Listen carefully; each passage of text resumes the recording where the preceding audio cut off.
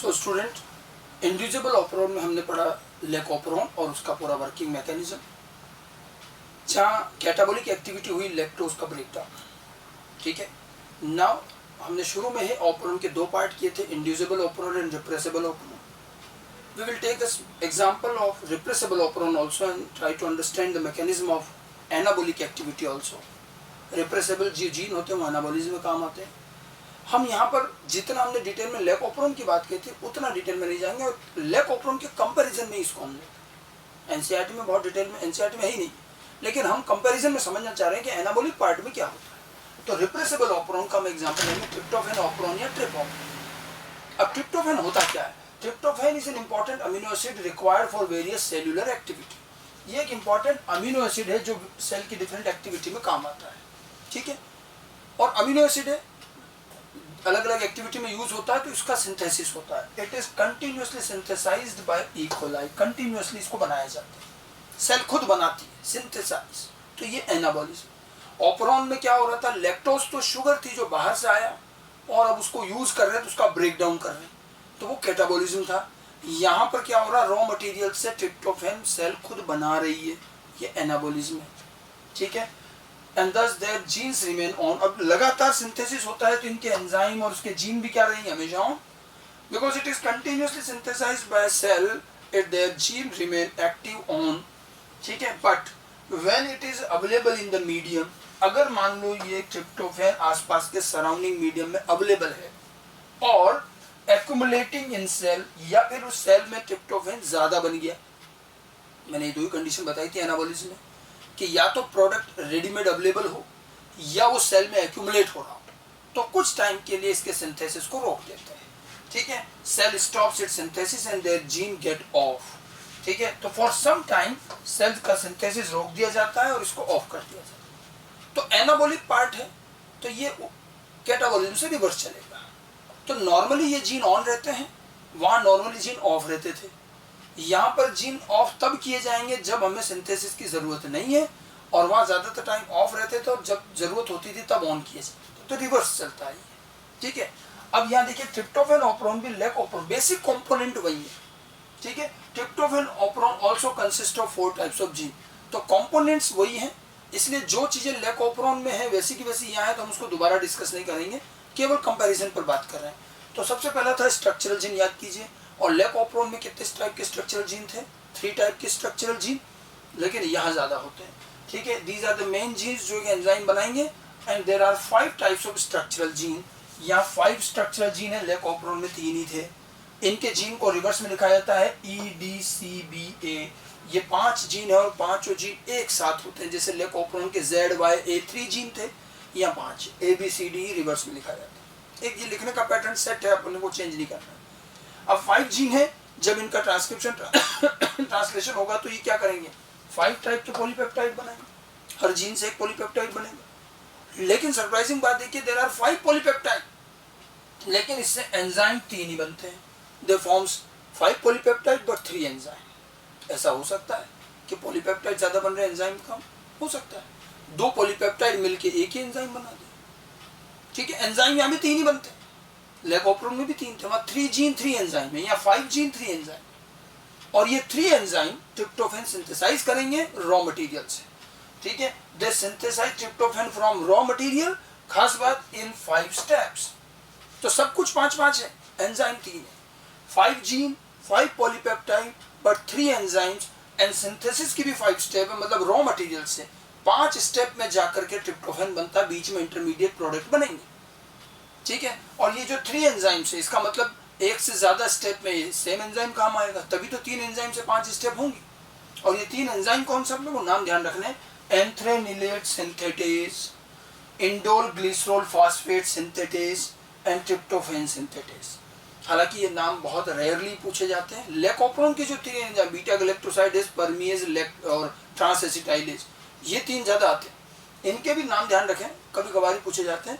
तो हमें एक तो ध्यान रखना कि स्ट्रक्चरल जीन में डिफरेंस वहाँ 3 जीन है या 5 जीन है, बाकी एंजाइम यहाँ भी 3 बने। उसके बाद में आगे के जो कंपोनेंट है, ऑपरेटर जीन, प्रमोटर जीन, ये दोनों में कोई चेंज नहीं है। They are just like lac operon. Operator वही स्विच की तरह है जो इन स्ट्रक्चरल जीन के आगे है, और प्रमोटर फिर ऑपरेटर के आगे है जो एंजाइम बाइंडिंग साइट है, वहाँ कोई चेंज नहीं है। और जो सबसे मेजर चेंज है वो रेगुलेटर जीन की वर्किंग में।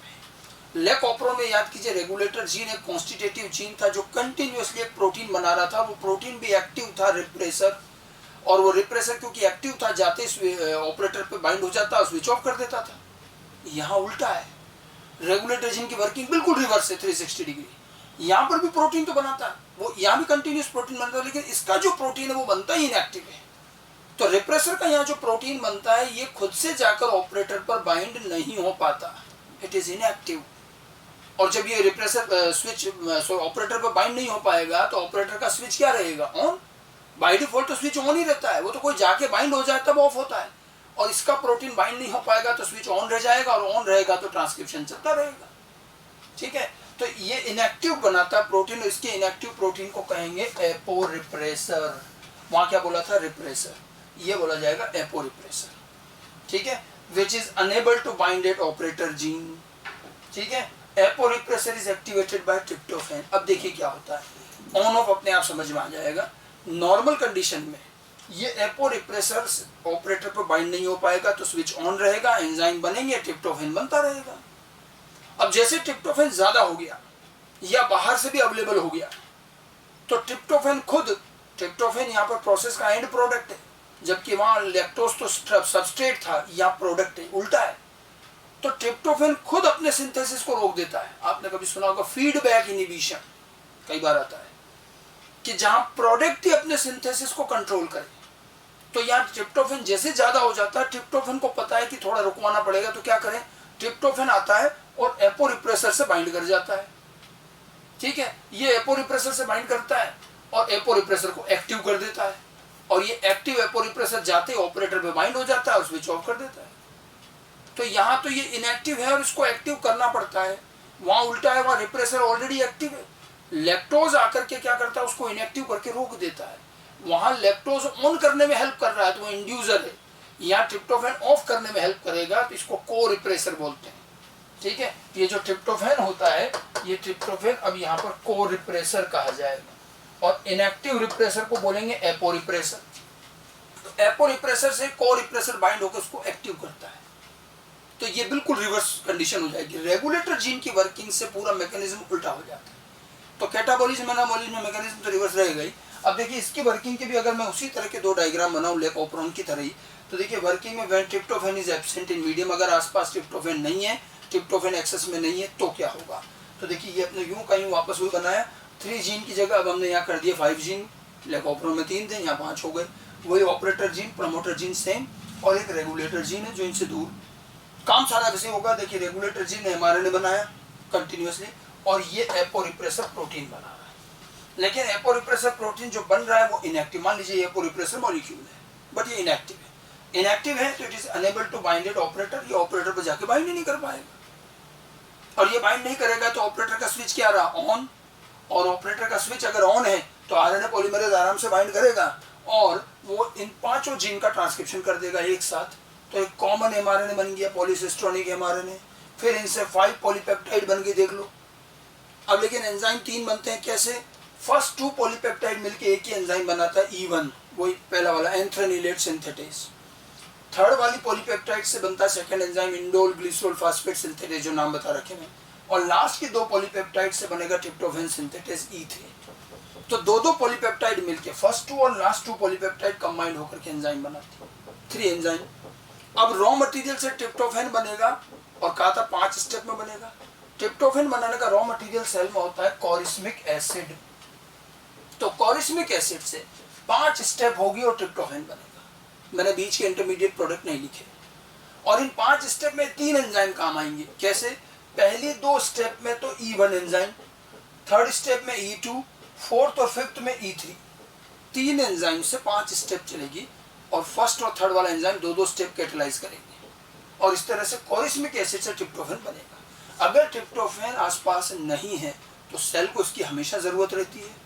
तो जो ये रेगुलेटर जीन का एपोरिप्रेसर है, ये इसको बंद नहीं कर पाता, ये जाके बाइंड नहीं हो पाता है, तो आराम से स्विच ऑन रहता है और ट्रिप्टोफैन बनता रहेगा, और ये कंडीशन ऑन कहलाएगी। ऑन कंडीशन हो गई, समझ गए।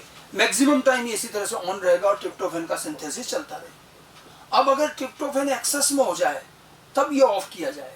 वो कैसे होता है, इसको दूसरे डायग्राम से अपन समझ सकते हैं। ये देखिए, when tryptophan is present in medium, मान लीजिए ट्रिप्टोफैन अवेलेबल है, तो क्या होगा, रेगुलेटर जीन ने तो एज यूजुअल एपो रिप्रेसर बनाया, अब ये एपो रिप्रेसर इनएक्टिव है, अब हमारे पास ट्रिप्टोफैन अवेलेबल है जिसको मैंने क्या कहा था, को रिप्रेसर। तो ट्रिप्टोफैन जाकर के इस एपो रिप्रेसर से बाइंड करता है। यहाँ भी उसी तरह की एक एलोस्टेरिक साइट बना सकते हैं, इस तरह की एक एलोस्टेरिक साइट, और उस एलोस्टेरिक साइट में जाके ये फिट हो गया तो ये एक्टिव हो जाता है। इस कॉम्प्लेक्स को क्या बोलेंगे, एपो रिप्रेसर को रिप्रेसर कॉम्प्लेक्स। ये तो इनएक्टिव था, ये एक्टिव है, एक्टिव होते ही जाके यहाँ बाइंड हो गया और इसके बाइंड होते ही स्विच ऑफ। अब आरएनए पॉलीमरेज यहाँ बाइंड ही नहीं हो पा रहा है और इन सारे जीन का कोई ट्रांसक्रिप्शन नहीं, कोई ट्रांसलेशन नहीं, एंजाइम बंद, और एंजाइम नहीं है तो ट्रिप्टोफैन सिंथेसिस भी रुक गया। समझ गए? तो फॉर द सम टाइम ये पूरा का पूरा सिस्टम ऑफ हो जाता है अगर ट्रिप्टोफैन ज्यादा अवेलेबल है।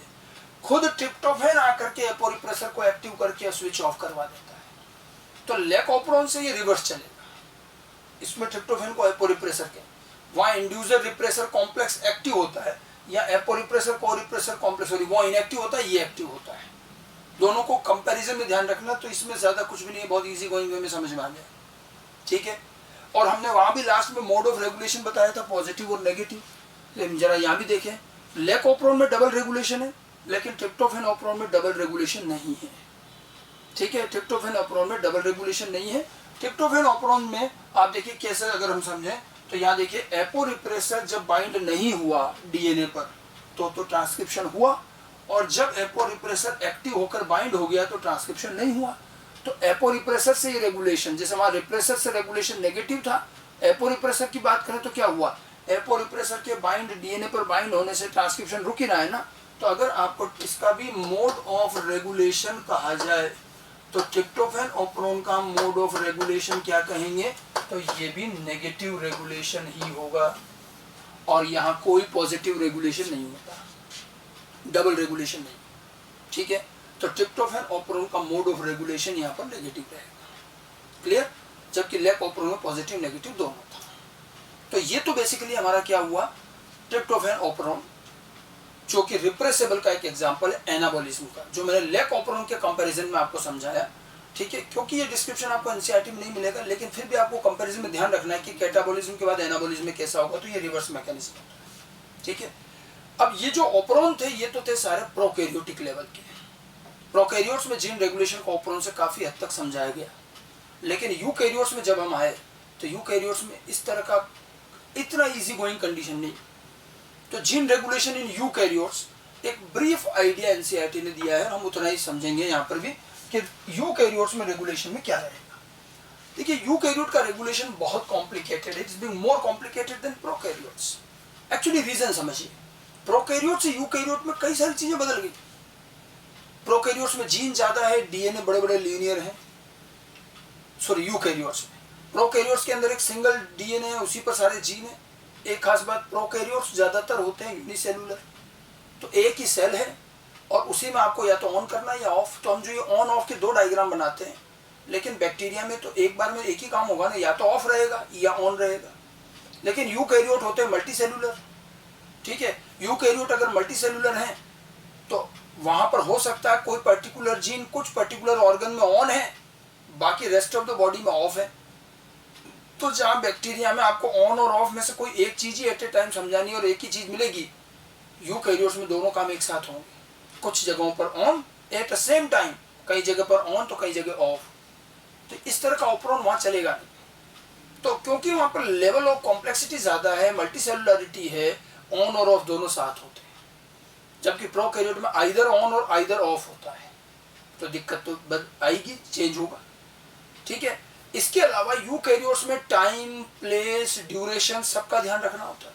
यूकैरियोट्स में क्या लाइफ बड़ी होती है, प्रोकैरियोट्स की लाइफ छोटी होती है। यूकैरियोट्स कई कई साल तक सर्वाइव करते हैं, तो उसमें टाइमिंग बहुत इंपॉर्टेंट है कि कौन सा जीन लाइफ के किस एज टाइम पर ये एक्सप्रेस होगा, तो एज के अकॉर्डिंग टाइम। फिर प्लेस, क्योंकि ये मल्टी सेलुलर है तो बॉडी में भी किस ऑर्गन में हमें इसको ऑन करना है, प्लेस डिसाइडेड होता है। और ड्यूरेशन के कितनी देर तक ऑन रखना है, फिर वापस ऑफ कब करना है। तो यहाँ टाइम, प्लेस, ड्यूरेशन तीनों के अकॉर्डिंग रेगुलेशन करना होगा, जो प्रोकैरियोट के कंपैरिजन में काफी कॉम्प्लिकेटेड होगा। और तीसरी चीज, प्रोकैरियोट में जो भी प्रोटीन एक साथ चाहिए हैं उनके जीन भी डीएनए में एक साथ होते हैं, लाइन से होते हैं। 3 जीने तीनों एक साथ है, 5 जीने पांचों एक साथ है। यूकैरियोट्स में कभी कोई 2 जीन साथ साथ नहीं होते। भले बहुत सारे जीन एक ही प्रोसेस में काम आ रहे होंगे, लेकिन सब जीन दूर दूर हैं, अलग अलग क्रोमोसोम पर होंगे। तो ऐसा नहीं हो सकता कि सारे जीन लाइन से हैं। सारे जीन एक साथ होने का फायदा क्या हुआ, एक ही ऑपरेटर, कॉमन ऑपरेटर और कॉमन प्रमोटर लगा दिया, तो एक ही कॉमन स्विच से हमने उसको सबको रेगुलेट कर लिया। लेकिन यहाँ तो कोई जीन कंटिन्यूअस नहीं है, सब दूर दूर हैं, तो सबके लिए अलग अलग ऑपरेटर प्रमोटर का अरेंजमेंट करना पड़ेगा। तो ये ऑपरोन सिस्टम जो प्रोकैरियोट के लिए दिया गया, ये यूकैरियोट्स पर यूं सीधा सीधा अप्लाई नहीं होगा। यूकैरियोट्स में ये कॉम्प्लिकेशन ज्यादा होंगे, और इसीलिए अभी कई सारे मैकेनिज्म तो नोन भी नहीं है उसके। अच्छा, यूकैरियोट्स में चौथी एक और चीज, प्रोकैरियोट्स में लेवल ऑफ रेगुलेशन भी एक ही। हमने आपको पूछा जाए कि जो ऑपरोन से आप कहा जा रहा है कि भी क्या रेगुलेट कर रहे हो, किस लेवल का रेगुलेशन, तो हमेशा ध्यान रखना ऑपरोन ट्रांसक्रिप्शनल लेवल का रेगुलेशन। हम हर बार क्या रोकते हैं, ट्रांसक्रिप्शन। ऑन कर दिया, ऑफ करा, ट्रांसक्रिप्शन रोक दिया। ट्रांसक्रिप्शनल लेवल ऑफ रेगुलेशन सबसे बेस्ट माना जाता है, और वही ऑपरोन वही काम करता है। बड़ी सिंपल सी बात है, देखिए अगर आपको किसी जीन की जरूरत नहीं है तो उसका ट्रांसक्रिप्शन ही मत करो, आरएनए मत बनाओ, तो ट्रांसक्रिप्शन ही रोक देना सबसे बेस्ट है, और सबसे बढ़िया लेवल वही होता है। और ऑपरोन हमेशा ट्रांसक्रिप्शनल लेवल ऑफ रेगुलेशन पर ही काम करता है। लेकिन यूकैरियोट्स में लेवल ऑफ रेगुलेशन भी बहुत सारे, मतलब अच्छा प्रोकैरियोट में ज्यादा लेवल है नहीं, क्योंकि आपको हमने बताया था वहां अगर ट्रांसक्रिप्शन अगर हो गया, वहां रोक दिया तो ठीक, नहीं तो अगर ट्रांसक्रिप्शन हो गया तो ट्रांसक्रिप्शन खत्म नहीं होता, उससे पहले ट्रांसलेशन शुरू हो जाता है, और हाथों हाथ प्रोटीन बन जाता है। वहां ज्यादा प्रोसेसिंग भी नहीं है, कुछ नहीं है, इसलिए वहां तो ट्रांसक्रिप्शन रोक दिया तो ठीक, नहीं तो उसके बाद तो सारा काम हो जाएगा। लेकिन यूकैरियोट में ऐसा नहीं है। यूकैरियोट में ट्रांसक्रिप्शन हो भी जाए तो हमें पता सीधा आरएनए नहीं बनता, वहाँ पहले एचएन आरएनए बनता है, और वो भी न्यूक्लियस में, ट्रांसलेशन तो बाहर जाके करना है साइटोप्लाज्म में। इसलिए यूकैरियोट्स में बाद में भी आपको मौके मिल सकते हैं रेगुलेशन के, अगर ट्रांसक्रिप्शन हो जाए तब भी। आरएनए को डिस्ट्रॉय कर दो, ट्रांसलेशन मत होने दो, बहुत सारी जगह। तो यूकैरियोट्स में रेगुलेशन के लेवल कई सारे हैं, प्रोकैरियोट्स में इतने लेवल नहीं है, ठीक है। और अलग अलग लेवल का मैकेनिज्म अलग अलग होगा यूकैरियोट्स में, जिनमें से काफी चीजें अभी क्लियर नहीं है। हमें एनसीईआरटी ने वो लेवल सजेस्ट किए हैं कि किस किस लेवल पर यूकैरियोट जीन रेगुलेशन होता है। प्रोकैरियोट में तो मैंने आपको एक ही लेवल बताया, ट्रांसक्रिप्शन लेवल, और ऑपरोन जो हमने मैकेनिज्म समझा वो ट्रांसक्रिप्शन लेवल पर ही होता है। लेकिन यूकैरियोट्स में it occurs at several levels, इसके लेवल बहुत सारे होते हैं, और मैकेनिज्म पूरी तरह से नोन नहीं है, इसलिए मैकेनिज्म के डिटेल में नहीं जाएंगे, वो हमारे कोर्स में भी नहीं। हम लेवल समझ लें। तो सबसे पहले शुरुआत हो जाती है क्रोमेटिन से। देखिए यूकैरियोट में तो रेगुलेशन का शुरुआत क्रोमेटिन से हो जाती है। आपको हेट्रोक्रोमेटिन, यूक्रोमेटिन बताया था, डीएनए और हिस्टोन का कॉम्प्लेक्स ज्यादा कॉम्पैक्ट होता है, थिक थ्रेड होते हैं, तो हेट्रोक्रोमेटिन वो वैसे इनएक्टिव होता है, और अगर लूज और थिन रहता है तो वो एक्टिव यूक्रोमेटिन। तो हेट्रोक्रोमेटिन यूक्रोमेटिन का बनना ये क्रोमेटिन लेवल का एक बड़े लेवल का रेगुलेशन है। मतलब अगर कोई जीन आपको नहीं चाहिए लंबे टाइम तक, लंबे टाइम, मान लो कोई जीन बर्थ के टाइम यूज हुआ, उसका काम हो गया, अब लाइफ टाइम उस जीन की जरूरत नहीं है, तो कहीं गलती से एक्सप्रेस भी ना हो जाए, इसलिए उस जीन में अच्छा खासा स्टोन लगा के कॉइल करके पैक कर देते हैं, और वो कहलाता है हेट्रोक्रोमेटिन। कोई ऐसा जीन है जो अभी नहीं चाहिए, 10-20 साल बाद चाहिएगा, तो हम क्या करते हैं, उसको भी हेट्रोक्रोमेटिन बना के रख लेते हैं, जब जरूरत होती है उसको यूक्रोमेटिन बना लेते हैं। हेट्रोक्रोमेटिन यूक्रोमेटिन इंटरकन्वर्टेबल है। मैंने आपको बताया था हेट्रोक्रोमेटिन में 2 टाइप है, facultative heterochromatin, constitutive heterochromatin, packaging में पढ़ाया है मैंने। तो जो कॉन्स्टिट्यूटिव है वो परमानेंट है, हम उसकी बात नहीं कर रहे, लेकिन जो फैकल्टेटिव है वो टेम्परेरी है, और वो जरूरत के अकॉर्डिंग यूक्रोमेटिन में कन्वर्ट हो जाता है, ठीक है। तो क्रोमेटिन लेवल ऑफ रेगुलेशन में जो ये हेट्रोक्रोमेटिन है, इनफैक्ट फैकल्टेटिव हेट्रोक्रोमेटिन,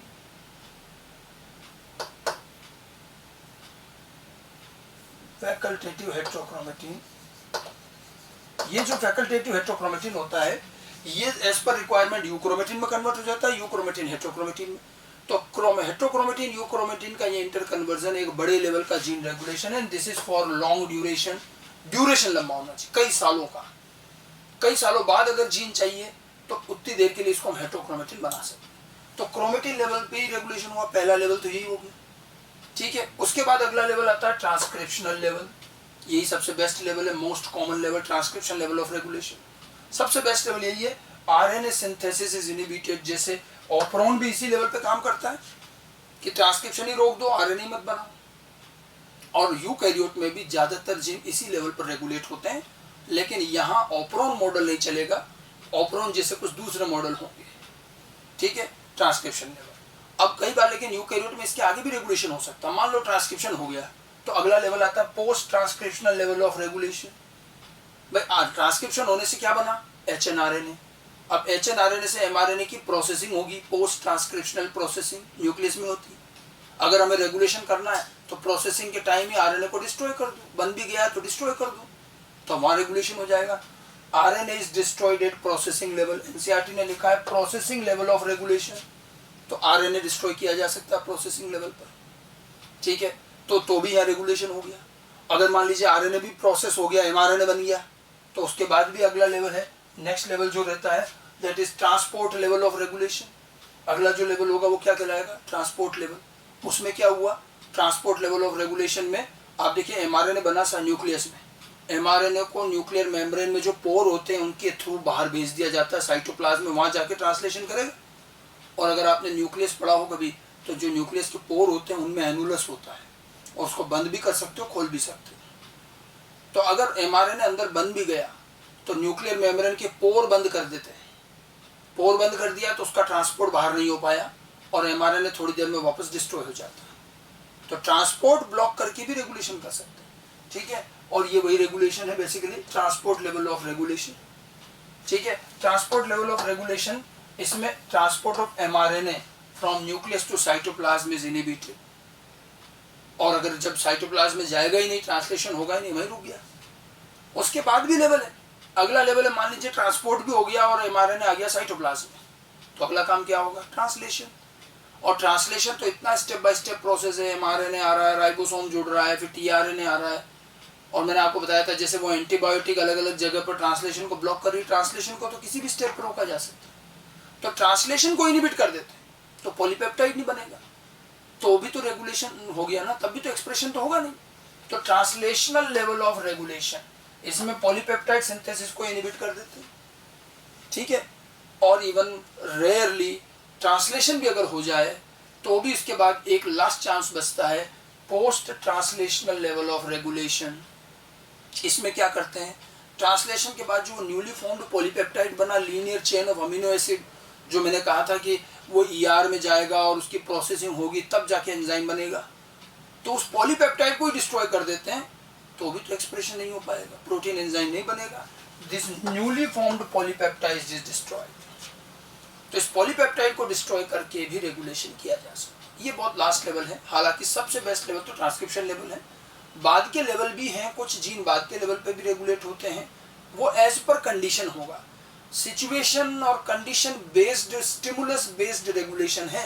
तो यूकैरियोट्स में रेगुलेशन के लेवल अलग अलग हैं, क्रोमेटिन लेवल पर रेगुलेट कर लो, नहीं तो transcription level, post transcription level, transport level, translation level and post translation level. तो 6 डिफरेंट लेवल्स हैं, हम अलग अलग कहीं पर भी इसको रेगुलेशन कर सकते हैं और जीन को एक्सप्रेस होने से रोक सकते हैं। तो यूकैरियोट्स में आपको मैकेनिज्म तो नहीं, लेकिन level of expression, level of regulation जरूर ध्यान रखना है, ठीक है। तो ये हमारा पूरा एक जीन रेगुलेशन का पार्ट था कि प्रोकैरियोट में कैसे काम होगा, मैकेनिज्म, ऑपरॉन कंसेप्ट हमने समझा, इंड्यूसेबल और रिप्रेसेबल दोनों के example, lake operon, tryptophan operon. और उसके बाद यूकैरियोट्स में इन ब्रीफ हमें ये पता रहना चाहिए कि कितने अलग अलग लेवल पर रेगुलेशन किया जा सकता है। Thank you.